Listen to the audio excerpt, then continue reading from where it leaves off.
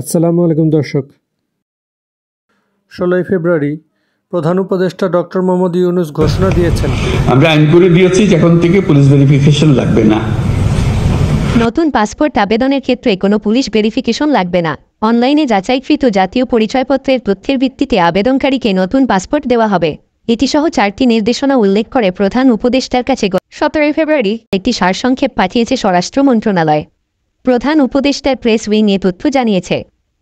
সারসংক্ষেপে উল্লেখিত অন্য 3টি নির্দেশনা হল বিদেশে অবস্থানরত নাগরিক এবং অপ্রাপ্তবয়স্কদের ক্ষেত্রে পুলিশ ভেরিফিকেশনের বদলে অনলাইনে জন্মনিবন্ধন যাচাইয়ের ভিত্তিতে নতুন পাসপোর্ট দেওয়া হবে।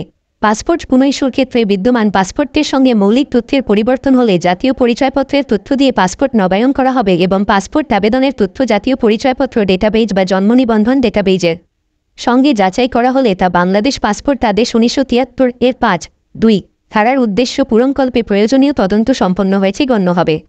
সারসংক্ষেপে বলা হয়েছে, ইতিবাচক পুলিশি প্রতিবেদনের ভিত্তিতে বর্তমানে একটি সাধারণ পাসপোর্ট 12 দিন এবং এক্সপ্রেস ডেলিভারির ক্ষেত্রে 3 কর্মদিবসের মধ্যে পাসপোর্ট দেওয়া হয়। কিন্তু পুলিশি ভেরিফিকেশনে অনাবশ্যক কাগজপত্র যাচাইয়ের কারণে আবেদনকারীর ভোগান্তি হয় বলে অভিযোগ পাওয়া যায়।